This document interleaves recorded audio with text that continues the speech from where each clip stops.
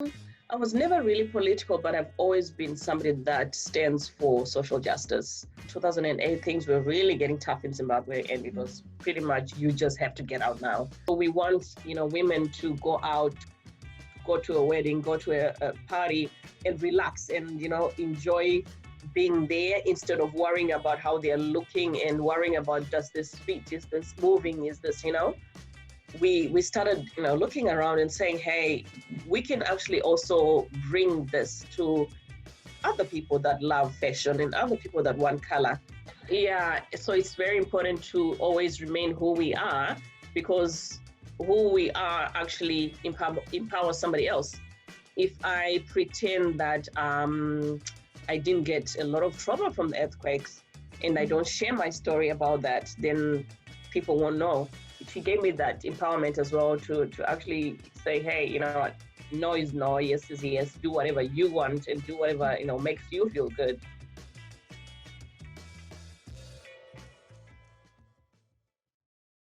I remember wanting to be a dancer. I had seen people dancing on TV and I was like, oh, wow, this is good. So, and I also grew up with, I'm the last born in my family, so I've got big brothers and big sisters that used to listen to a lot of music as well. Being in that environment with music and dance, I thought, oh, wow, this makes me feel good. Dancing makes me feel good. But unfortunately, in Zimbabwe, where I grew up, there wasn't a lot of groups or organizations that were offering dance at that time. So dancing was put aside. I ended up studying marketing and advertising sales. And for a number of years, my young adult years, I worked in customer care and marketing and sales. For me, dance was also connected with fashion. I think when we were young, I used to watch a lot of TV and used to see a lot of American shows and American dancers and music videos. So in those videos, you also notice a lot of fashion trends. And then, so growing up, you could not stop me from wearing those trends. I wanted to wear fashion, and I wanted to, it gave me an opportunity of expressing myself as well. Moving here, the culture shock kicked in because you find that people here are more conserved, reserved, and it's not too loud, not too bright, and Africa is all about color. I said, hey, you know what? I should not limit myself to environment. I can bring different, I can bring a change here. So I started my own journey of I started sourcing out fashion from other countries. And at first it was just for me. So I would just buy, be on the hunt on the internet all day and just look for, fashion trends, what's happening, colors, and bring stuff from overseas. And then I would wear them. And then people started asking me, hey, where did you get this? I like this, can I get this? And so those questions led me to start my own boutique. We bring color and we bring a variety of sizes as well. So one of the biggest things that used to frustrate me was getting into a shop and you just cannot fit the clothes. Like the New Zealand sizes are really strict on certain body types. So that would frustrate me a lot. But then when we started sourcing our clothes from overseas, then, you get perfect fits. So we just started that journey of, let's just bring sizes to people and let's make people comfortable and let's give them their confidence back. We started on just using Facebook. Mostly was also word of mouth as well. So we are now at a stage of we've set up a website and people are now buying online. We've got Insta shop, Facebook shops, and we can now send overseas as well. So we are growing, and we've grown. And my dream is for us to actually get out and be in a boutique as well, a proper shop.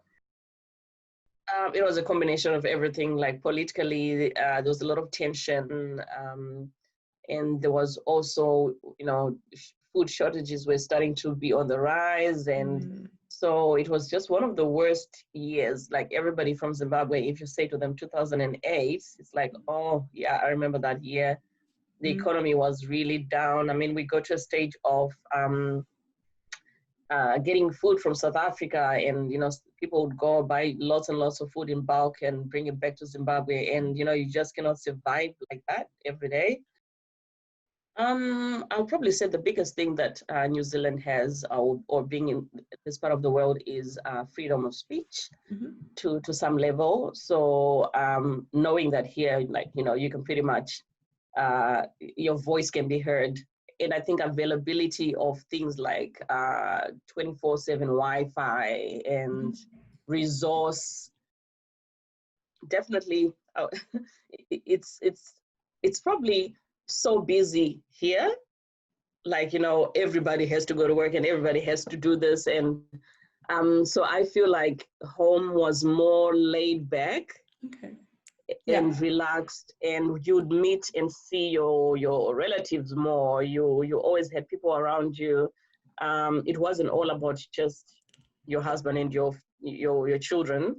It was about the wider community. If I know people say everybody knew everybody's business, but in a way it was just that that village mentality of we're all looking after each other. We all depend on each other, so that's what I miss. So I went back 2011 after the quakes. And main reason was because in the 2011 quake, I was buried under the rubble. Coming out of that, I just wanted to go home and see my mom and see my siblings. So I got into town and I was window shopping and looking at clothes, and bang, the quake struck. In the midst of all that commotion, we had to make a decision for him to actually go and look for our daughter. And then I stayed with other people that took me to the hospital.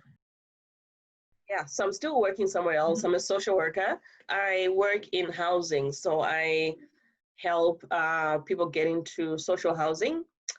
And I work with people coming from all walks of life. So mostly people battling with addiction, people coming from prison, domestic violence. I started just after the quakes. I wanted to move into something that gives me purpose. And I've always been that person that has a lot of compassion for people, love for people from a young age anyway. So I thought, hey, why not get trained and actually be in that field? Probably a special mention that I think one thing that has helped me to remain strong and grounded has been my Christian faith. So I think in everything that I've been through and everything that I've gone through, that has been the biggest for me. Just being anchored in my faith has really helped a lot, because it makes you stop and reflect and meditate and come back and say, hey, wait a minute, I think I'm getting lost here. And then it brings you back to focus and where you're supposed to be.